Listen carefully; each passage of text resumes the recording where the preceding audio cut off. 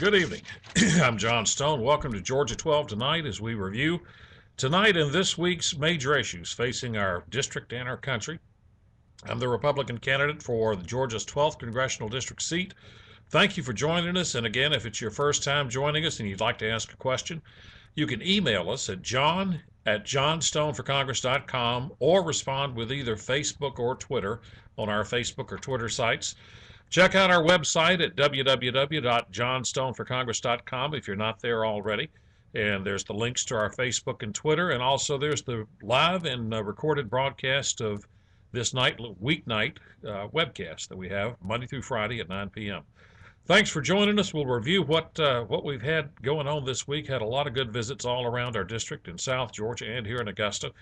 A lot of great conversations with many of you by phone, which is always very effective and very meaningful to me to hear directly from you, your input and suggestions.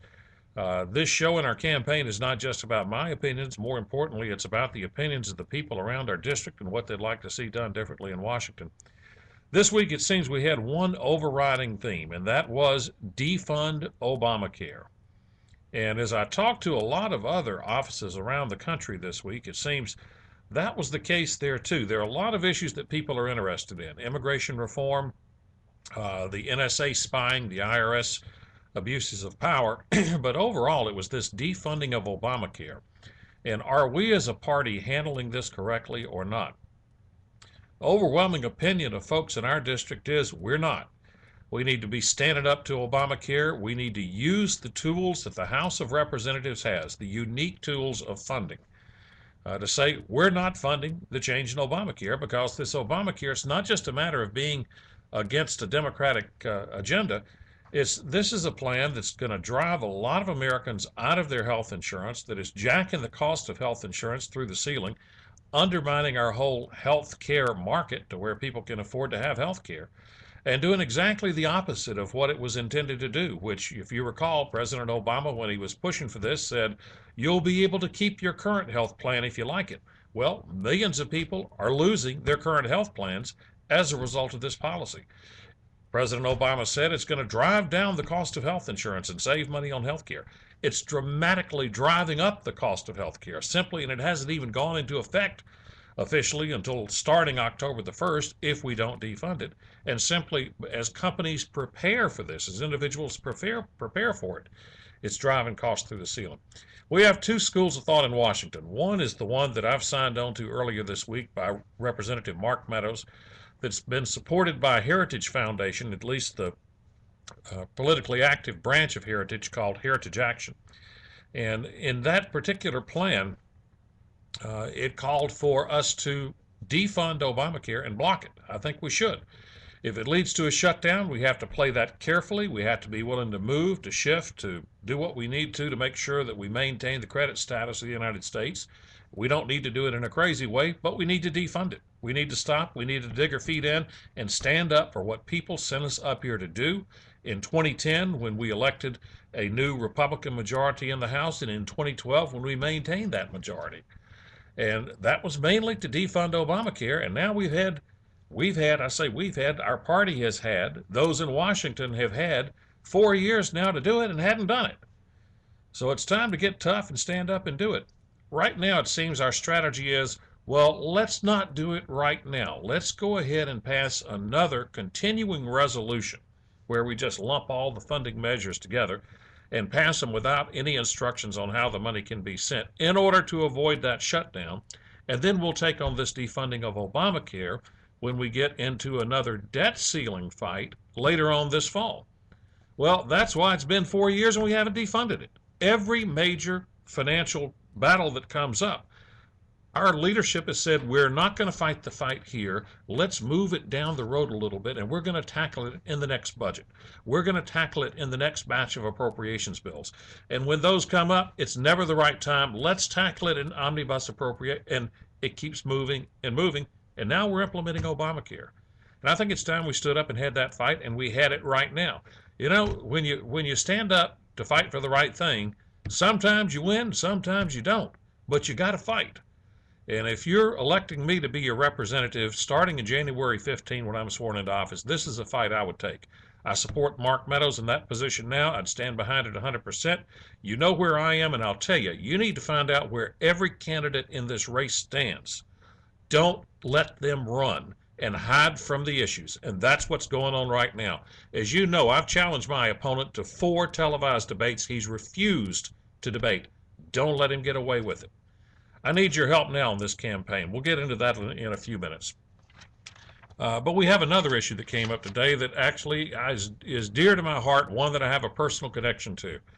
Today, Major Nadal Hassan was convicted of 13 counts of premeditated murder in the Fort Hood shooting. Now, it's taken years for us to get to this verdict, but today the jury came back, the military jury, and he was found guilty of premeditated murder on all 13 counts, which means he's wide open for the death penalty. It's interesting we were able to achieve that same result with the guy that bombed Oklahoma City within a very short period of time, but it's taken this long in a case like this, in which we had hundreds of witnesses of the guy doing it. Now, it doesn't matter what we do with him. He needs to get the full penalty of law, but we also have the families of those, and it was not 13, it was 14 people that were killed in that shooting. There were 13 adults and 1 unborn child. That's 14, not 13. And under Texas law, the murder of an unborn child is a murder, the same as the murder of a 50-year-old. And that's something the media keeps skipping around. It was 14 people killed, not 13. The child counts. But we have to address that. We also have to address the families of those murder victims and those who survived, and that they deserve combat casualty status. As Major Hassan testified in his own behalf in that trial, this was jihad. This was war on American troops on their base at home by Al-Qaeda and radical Islam.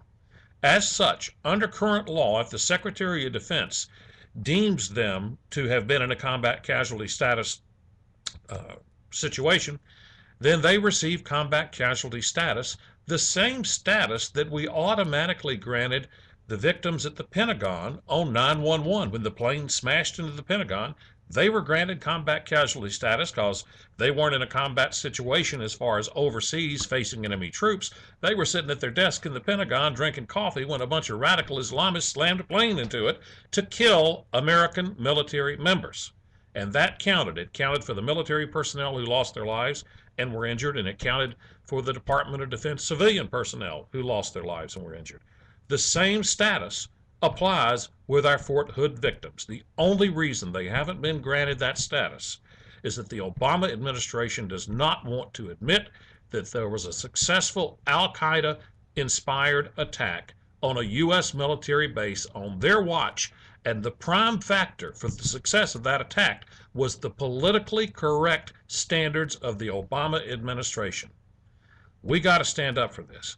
The reason I know about this case is prior to resigning from my position in Washington this spring to run full-time in this race for Georgia, I was the D.C. Chief of Staff for Texas Congressman John Carter, whose district is Fort Hood, Texas.